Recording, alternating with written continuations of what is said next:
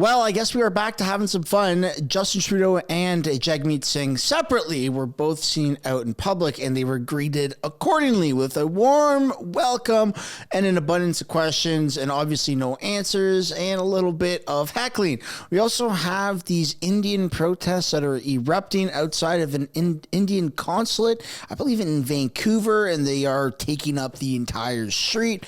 There's a lot happening in Canada as well. In case you missed yesterday's live stream, we've got just a couple extra clips here of Justin Trudeau's exclusive interview that he did with CBC, where it doesn't look good, man. And this is exactly what's being reflected in the polls, why Justin Trudeau is tanking. Welcome back to the channel. Welcome back to another video, everybody. Before we get into it, I do want to encourage you all to smash the like button and subscribe if you haven't already. It does really help grow the channel. And without further ado, let's just jump into it.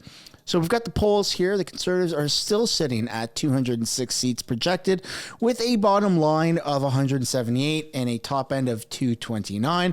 I do think, there's only a couple more days technically before they take off for the summer break. But I do think in the coming week, or 2 weeks rather, you're going to see them pop up over 210. I don't know if they're going to slingshot all the way to 220, but we're going to have to wait and see how that pans out. Liberals are at 80 seats projected, bottom line of 56, top end of 104. That I think they're going to hit more of the 60s or 70s at most. And then when you scroll down to the odds of winning the most seats, the Conservatives are sitting at 99% and 99% likely of winning a majority. So everything is looking good there. What's not looking good is this post right here on X by Table Salt. So Table Salt actually debunked a bit of a post that Bank of Canada said, and he said, breaking, the number of mortgages taken out in Canada falls to the lowest number since the Bank of Canada began recording. And the Bank of Canada replied to that saying, we've identified an error in our charts.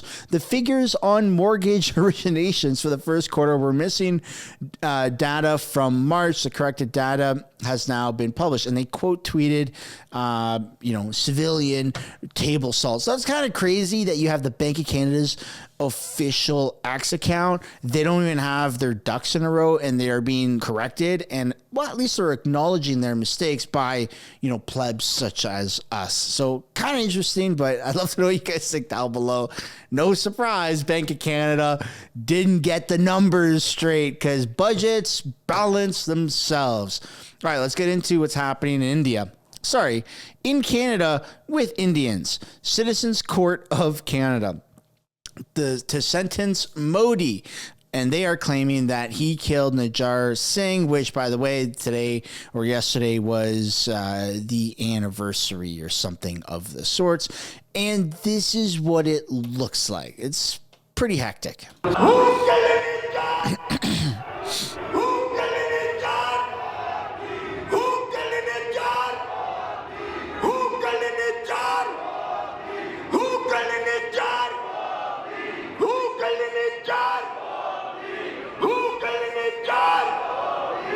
So this is taking up several blocks. I believe this is in Vancouver.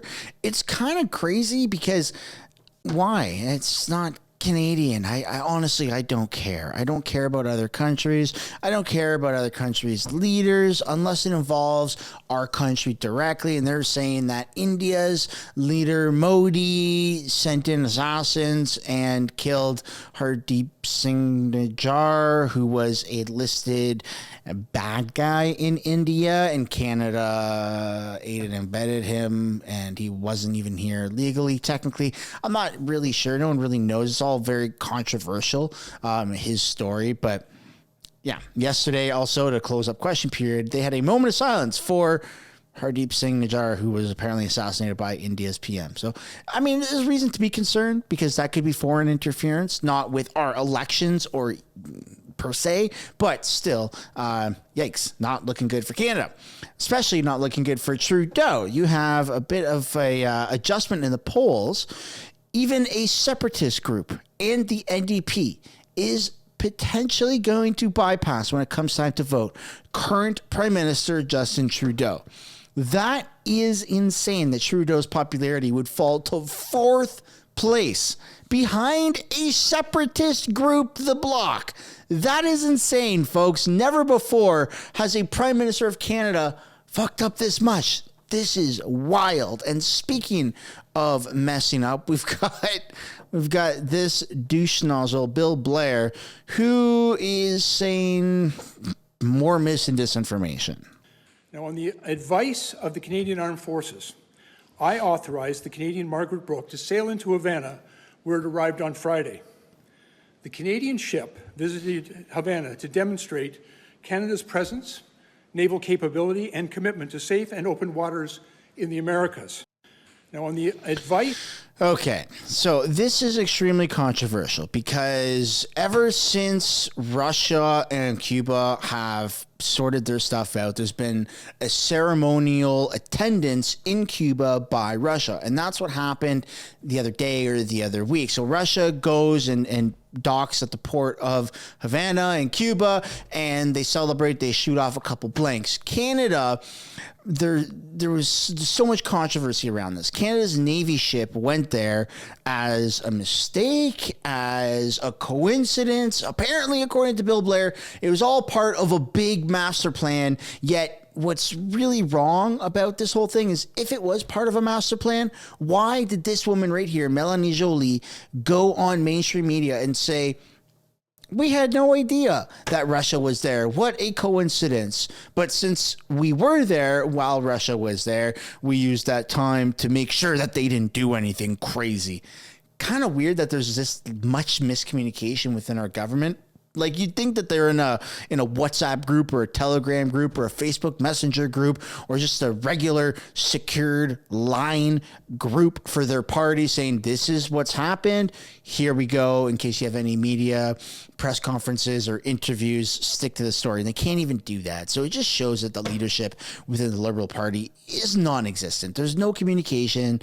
They don't have their stories straight. No wonder they're tanking in the polls. No wonder the Bloc Québécois, the Separatist Party, and the NDP sell out Jagmeet Singh, who's also banned from India. You've got a known separatist party.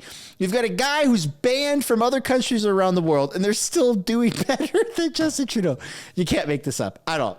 Anyways, Justin Trudeau's mistress, Melanie Joly, here says every dollar that is invested in making sure that Ukraine defends itself is a way for Canada to stay safe. I don't see the tie, but let's see what she has to say. When Canadians hear all these dollars that we're spending and that we're investing in Ukrainians' fight for freedom, they may ask why. Why is this important? I think, Vashi, fundamentally, what I think is Putin has no red line. I think that every dollar that is invested in making sure that Ukraine defends itself is a way for Canada to stay safe. Yeah, I don't think anyone is buying that. That makes absolutely no sense. Ukraine's not a part of NATO. They're not an ally. They are not on our list of priorities, or they should not be. Now, look, Canada has been peacekeepers for the longest time and providing humanitarian aid, sending a small group of soldiers in as medics, as maybe training. That makes sense. Canada has historically done that. Maybe sending a little bit of equipment. But what they've been doing makes absolutely no sense. And it's not just the Liberal Party that's on board with that. I believe even NDP, the Bloc, and the Conservatives are in support of that. And you and I are left sitting here scratching our heads going, no wonder we're broke. We're spending all of our money there, even though they're loans. When exactly are we supposed to get that money back? And that's a massive problem. Speaking of problem, we have another clip here of Foreign Affairs Minister Melanie Joly says the claims of traitors in the Liberal caucus harm democracy by online mis and disinformation. That is pretty wild. Okay, we can't even talk about treason or the potential of treason because it harms our democracy. How dare you do that? How dare you? Are there, quote unquote, traitors to this country, as Jagmeet Singh put it, in the Liberal caucus?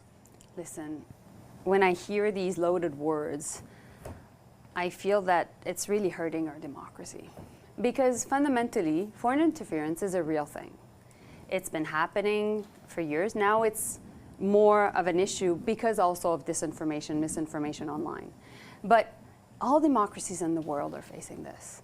I'm talking about this with my colleagues of different democracies, particularly amongst the G7, and we are the country that is the most forward-leaning on this issue. We're the only country having a public inquiry on this. And the goal is to shed light on the issue and also to find solution, but the goal is not make it a partisan issue. Is that what you're accusing Jagmeet Singh of doing by using that language? No, Pierre I'm Poilievre. accusing Pierre Poilievre of doing that. Because fundamentally, what we need to make sure is that everybody has the same facts. So Pierre Poilievre right now, the Conservatives, are not taking the briefing on NSICOP, on this Foreign Affairs Committee that lots of people have been talking about, and that's what we're talking for those watching us right now. And he's not taking the briefing. He doesn't want to have access to confidential, secret information, while other parties' members and other, basically other parties have decided to take it. And right now, he's making it a partisan issue and also saying, basically, if foreign interference is happening in his own caucus, he won't do anything about it. And I think those are very real questions to ask the Conservative leader and ask the Conservatives, and I have been asking the Conservatives, but my question to you was about the content of what Jagmeet Singh and how it applies to the Liberal caucus in particular. He used the language that there were traitors to this country, and I'm asking you very pointedly, and you didn't provide an answer, whether or not there are any people in the Liberal caucus who are acting on behalf of foreign countries. Listen, if that was the case, they would be out of the Liberal caucus and they should be out of every single party. And that's why my job as Minister of Foreign Affairs is if I see anything that is linked to foreign diplomats not staying in their lane, not abiding by the Vienna Convention, not basically meddling in our democracy, I send them packing. I send them packing. So has she done that? Is she responsible for other Liberal MPs to have gone packing? It's all very cryptic. It's all very controversial because the leader of the NDP has also come out. Jagmeet Singh has said that there are traitors in this NSICOP report. But then you have on the flip side, Elizabeth May, leader of the Green Party, hippy-dippy drunken Lizzie, who says there's no reason to be concerned at all. So what the hell is the real answer? I don't know. None of us know right now. But what we do know is that something big is going to be revealed, and it will be revealed very, very soon. Here is Jagmeet Singh being greeted, and the headline of this video by C-Squared News on X is Jagmeet is a useless tool, which pretty much sums up his entire career. Resign! Step down! You're a traitor to this country! Stop your coalition, Jagmeet! Can't block my path. Who do you think you are? What's your name? What's your name? You got it right here. Yeah, what's your name? You coward to say it? No. Then what is it? You got it here. That's not a name, that's a number. Yeah, you're a public servant. All you are is a fucking number. You're not even allowed to be in your own country. That's why you moved to Canada. Fucking I take offense to that. You're a public servant. All you are is a number. I was in the military for 8-9 years, and yeah, it's true. All we are is a number, and it sucks. It absolutely sucks. And same with police officers. It very much sucks. All you are is a number, but I don't want to be a number now. I don't want to be a number.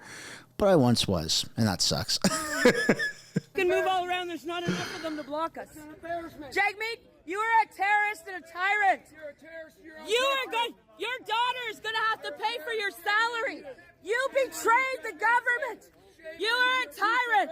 You are a terrorist. You are a piece of shit. That's right. He is. Oh my goodness. Fucking Trudeau's bitch. That's what you are. You're Trudeau's bitch, Jagmeet. Are you not ashamed? You should be embarrassed, Jagmeet. You've ruined Canada. Yeah. You guys are helping. No morals, no integrity. You work for us. Shame on you. Not other public servants. You work for us. Yep. Bow down, tap out, keep your fucking distance. Shame on you. Listen to Fauci, 6 weeks. I have COVID. You might want to stay 6 feet. Yeah. Yeah. You've ruined the NDP name. You aren't going to be able to make a party at the next election. You suck. You're a terrorist and you're a traitor to Canada. Your daughter is going to be paid for your salary and your pension. Your daughter and her children. This money that you spend is ridiculous. Your dental plan won't work. Neither will your friggin' breakfast program. Why don't you lower taxes so people can feed their own kids? Exactly. If you lowered taxes, you wouldn't need the program. You could feed all of Canada. Why does he ride a bicycle? Not like a man. It just looks so weird. Jagmeet Singh is such a weird human being. Anyways, I'd love to know what you guys think down below in the comments about that. Next up, we have Justin Trudeau, and it's it's exactly how you think it would go. So this is captured by Chris Stacey, originally posted by The Right Blend and reposted by Son of a Bench. Justin Trudeau ignores questions about accountability. Was this his walk? Man, I hope so. Trudeau, when are you going to release the names in the report? Yeah, give us the names. And you really can't ignore how much security these people have. Like, it's insane, man. I never thought in my life that Canada would be a police state or that politicians would need this much security, but they have become so hated. They have become so rotten that they need to overprotect themselves. They've never, I don't know, it's not public knowledge that they've ever needed to use that security, you know what I'm trying to say, without actually saying it. Not that there is reason to believe that it would ever happen, right? People are just using their words. They just want to talk to them, ask them questions. I don't think there's ever once been calls for action. That's all. That's all people want to do. Canada is very, very, very peaceful, which is inherently why so many people got angry, rightfully so, at how Justin Trudeau handled not only the trucker convoy, but all the protests where anyone waves a Canadian flag since that moment in time. Release the names. You're a tyrant. Release the names, Trudeau. Shame on you. Justin Trudeau coming up the sidewalk behind me from Spark Street Mall. Stop. You need to resign. Foreign election interference is a pretty serious issue, right? Election, yes. Mr. Trudeau? Are we going to do anything about this before you take a summer break? There's some really serious problems in this country, Mr. Trudeau. Very serious.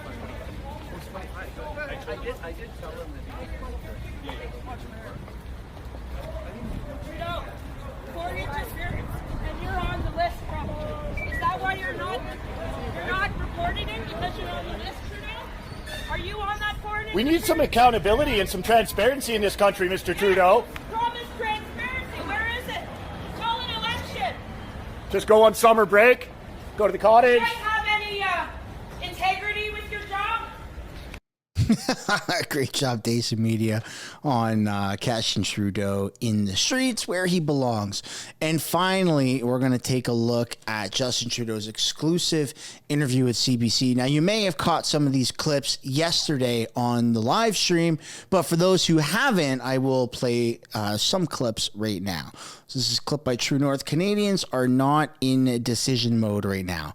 Prime Minister Trudeau was asked if public anger towards him is the reason Liberals can't win the next election. But despite that optimistic picture, I mean, the country is still angry. You can see it in the mood. And increasingly, Prime Minister, a lot of them are mad at you, right? I know you say you want to beat Pierre Poilievre. You keep coming back to that. But what if you are the reason the Liberals can't beat the Conservatives in the next election? Where do you factor that into your thought process? Well, I think, first of all, Canadians are not in a decision mode right now. What you tell a pollster if they ever manage to reach you is very different from the choice Canadians end up making in an election campaign. And fundamentally, and it's not just Canada, but everywhere around the world, and indeed I was talking with other leaders at the G7 and in Switzerland at the Peace Conference for Ukraine, everywhere people are struggling with high inflation, with cost of living issues, with interest rates, with housing challenges, with childcare challenges, all these things. We are doing better than many countries. Doesn't make a difference to someone who can't pay for their groceries, but the way people are everywhere facing a certain amount of frustration. And I truly believe that as we choose to step up on solving those challenges. To contrast with a political vision that so far consists from the Conservatives of just making people more angry and saying everything is broken, I know Canadians are pragmatic people who focus on solutions, and that's exactly what we're going to be doing.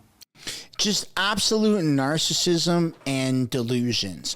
Like, he can't even admit that he may be the problem. According to Justin Trudeau, he is the only savior. He is the only solution. And no matter how much people in the masses, not in the tens, not in the thousands, not in the hundreds, not in the hundreds of thousands, but in the millions, no matter how much people are saying to you, get the fuck out of office. You are the problem. You are a horrible person. Nobody is going to vote for you. No matter how much that happens, Justin Trudeau will be like, oh, well, let me be clear, right? And he'll just continue his narcissistic behavior.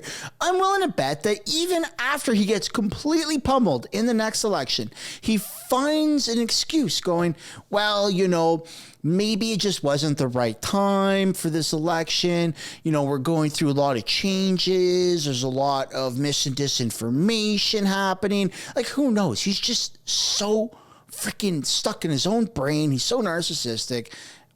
Only an election is really going to make him snap out of it when Pierre Poilievre shows up at the doorstep going, give me the keys, you're out, buddy. That's really the only way that we can get out of this. We're going to have to wait and see, though. Next up, we have Prime Minister Trudeau is asked why he hasn't quit and why he's running for a fourth term. Here we go. You and the Conservatives were kind of neck and neck, and now it's been a consistent year of leads for Mr. Poilievre and his Conservatives. The parlor game, as you know, is the conversation of why you should quit and when you should leave, and you say you're staying. So what is it you want to do in a fourth term that you couldn't do in the first three? Oh no, it's continuing to meet the moment for Canadians. It's continuing to know that what we've done over the past years, whether it was raising taxes on the wealthiest and lowering them for the middle class, whether it was delivering on a Canada Child benefit that has lifted hundreds of thousands of kids out of poverty and made a huge difference across the country, whether it was being there to support Canadians during the pandemic and yet still have the fastest bounce back on jobs of any of our peer countries, delivering on childcare, delivering on all the things that are giving those opportunities to young people who, quite frankly, don't feel like they are getting the opportunities they need to have. There is a lot more fighting to do. At the same time, there are incredible opportunities. What we're seeing in terms of drawing in investment in a green economy that is giving opportunities for small towns across the country to suddenly see factories starting up, good manufacturing jobs come back, the way we're seeing economic reconciliation move forward in real ways for Indigenous communities, the way we're seeing the opportunities for young people to actually get back on track in terms of owning a home. There's lots to do on top of the exciting things around AI and quantum and technology that Canada can lead on and around the world. Yeah, I don't think he will ever realize that he is so unpopular until the election results come in and Justin Trudeau inevitably has to give the keys to the kingdom to somebody else. And at that point, he will be ousted from the Liberal Party, rightfully so. I mean, the Liberal Party is now stained. Their reputation is going down in the history books as the worst government in any moment in time here in Canada. And that's all because of the narcissist Justin Trudeau, who fails to realize that he is the problem. It's not other factors. He is the problem. The way he talks, his face, the way he carries himself, his mannerisms, the way he can't answer questions, his dishonesty, his gaslighting, and then, you know, also how he handles politics. Like, very many things all combined and can be condensed into fancy sock boy. But I'd love to know what you guys think down below in the comments. Ladies and gentlemen, that's where we're going to end this video. Let me know what you guys think about any of the topics that were covered. And on your way out, I would like to encourage you guys one last time to smash the like button and subscribe if you haven't yet already. And we will see you in the next one. Bye for now.